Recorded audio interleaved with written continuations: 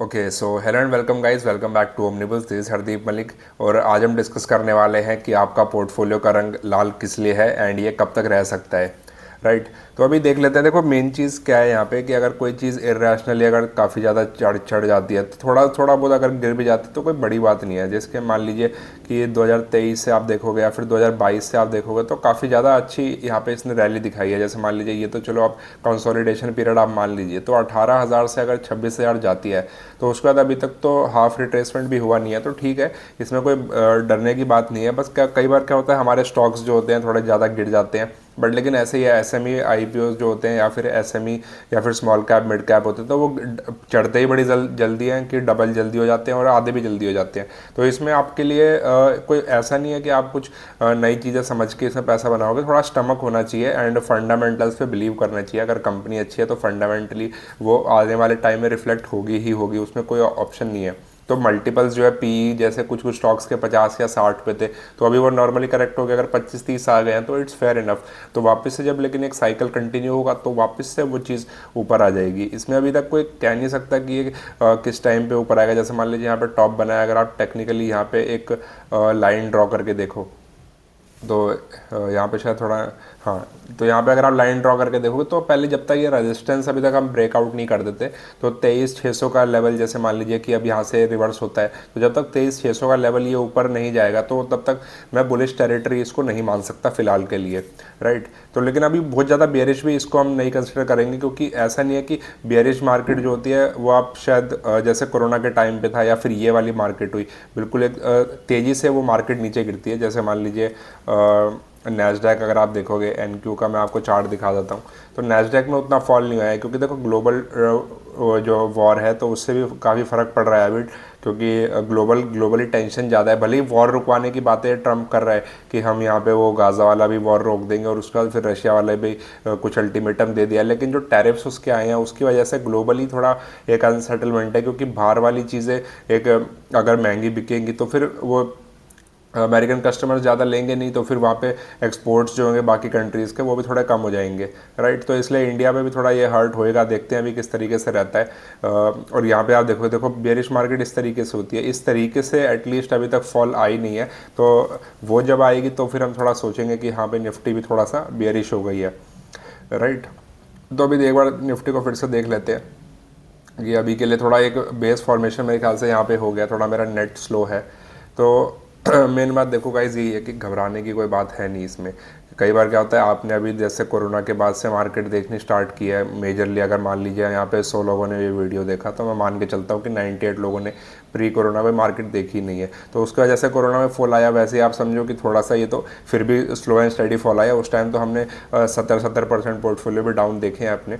तो ऐसा नहीं है कि एक बार आप जैसे साइकिल से गो थ्रू कर जाओगे ना, जैसे बुलिश साइकिल आपने देख लिया 2020 का, 21 का, 22 का, 23 का, तो हो सकता है 25 में थोड़ा डाउन ट्रेंड आ जाए या फिर थोड़ा साइडवेज रह जाए, बट लेकिन ये अच्छी बात है। इसमें एक्चुअली जो असली ट्रेडर होंगे या फिर इन्वेस्टर्स होंगे वो फिल्टर आउट होते जाएंगे। हर किसी के लिए मार्केट है ही नहीं, वो तो आपको मालूम ही है। जैसे जब भी आप जैसे जीरोधा में भी लॉग इन करते हो या आप स्टॉक्स में भी लॉग इन करते हो तो आपको भी पहले समझना चाहिए कि मार्केट आपको पैसा दे क्यों, क्या आप उसको झेल पा रहे हो मार्केट को, क्या आप इतना ड्रॉडाउन देख सकते हो। हर ट्रेडर के लाइफ में एक बार ये आता ही आता है कि आपको 50% 60% ड्रॉडाउन देखना ही देखना है, तभी आप वो उससे रिकवर कर पाओगे।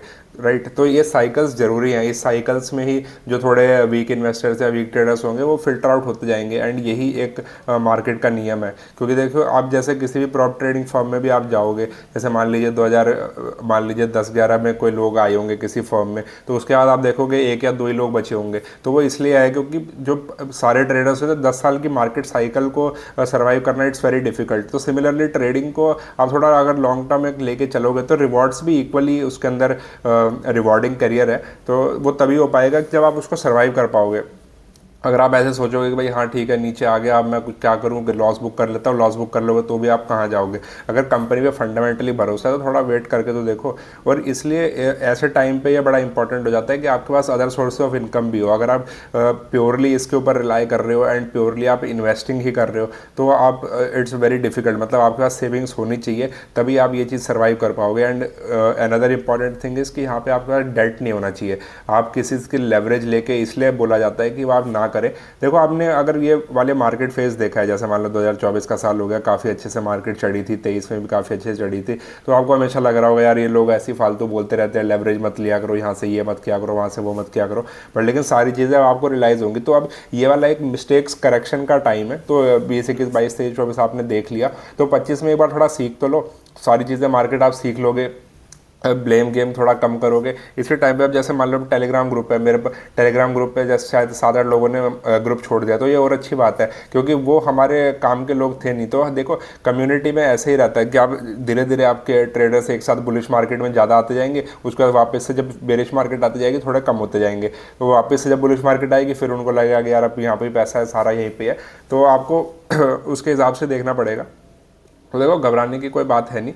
मैं यहाँ पे भी एक और देखो, यहाँ पे भी एक बेस फॉर्मेशन काइंड ऑफ चीज़ हो रही है।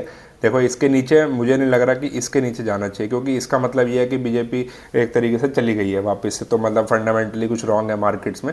एंड एफआईआईज भी सेल कर रहे हैं, तो उसमें देखो एफआईआई सेल कर रहे हैं वो इसलिए भी सेल कर रहे हैं, आप समझो कि यहाँ पे रुपी भी डेप्रिशिएट हो रहा है, इतना सारा टैक्सेशन सिस्टम है, सारी चीज़ें, तो उनको इतना रिस्क लेके अगर 12-15% निफ्टी का ही रिटर्न बनाना है, तो वो अमेरिकन मार्केट्स से बना सकते हैं, वहाँ पे भी तो उतना ही रिटर्न आ रहा है, और वहाँ पे डॉलर भी स्ट्रांग रहेगा। तो क्योंकि यहाँ पे देखो इन्फ्लेशन वाली चीज़ भी आ जाएगी, फिर डॉलर डेप्रिसिएशन, वो रुपी डेप्रिसिएशन वाली चीज़ आ जाएगी, तो उनके लिए वो अमेरिकन मार्केट अभी के लिए ज़्यादा ल्यूक्रेटिव है। हो सकता है कि अगर कुछ टैक्स स्ट्रक्चर में कुछ चेंजेस आए, इंडिया को थोड़ा और एक बेटर अपॉर्चुनिटी के रूप में देखा जाए, तो वो तभी हो पाएगा जब थोड़े और रिफॉर्म्स यहाँ पे लाए जाएंगे। अगर टैक्सेशन चलता रहेगा तो थोड़ा सा टाइम लगेगा वापस से मार्केट को ये 26,400 या 500 का लेवल जो भी था, 26,200 का आई थिंक, हाँ, तो 26,200 300 के लेवल पे वापस आने के लिए, तो उसमें थोड़ा टाइम लगेगा। तो हमें कुछ रिफॉर्म्स पे एफआईआईज को अट्रैक्ट करना पड़ेगा, क्योंकि देखो आपने देखा है एफआईआई की सेलिंग से क्या हो रहा है अभी, तो अभी भी self sufficient as a nation हम बने नहीं है, और अगर बनेंगे तो फिर वो ऐसे ही होगा। अगर डिपेंडेंसी रिड्यूस करनी है तो पहले वो निकल जाएंगे, उसके बाद फिर हम थोड़ा सा और मान लीजिए करेक्शन आ गई, और फिर उसके बाद वापस से एक बुलिश मार्केट आएगी।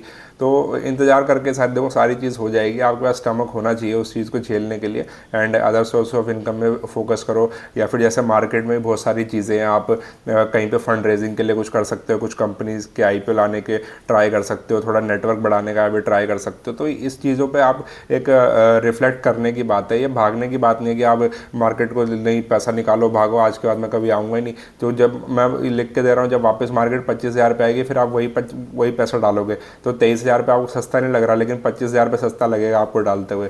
तो वही चीज़ है, थोड़ा इंतज़ार करो, थोड़े थोड़े लॉसेस देखना भी चाहिए, तभी आप थोड़ा एक अच्छे इन्वेस्टर बन पाओगे। अगर ज़्यादा छोटी मोटी चीज़ों से आप डर के भागते रहोगे तो कोई फ़ायदा नहीं है, राइट। तो I think that's all for today guys, and थोड़ा डटे रहिए। एंड अगर आपको भी कुछ और टिप्स वगैरह चाहिए तो आप टेलीग्राम चैनल ओमनीबुल्स का ज्वाइन कर सकते हैं, it's free of cost, and मैं डिस्क्रिप्शन में लिंक डाल दूंगा। तो I think that's all for today guys.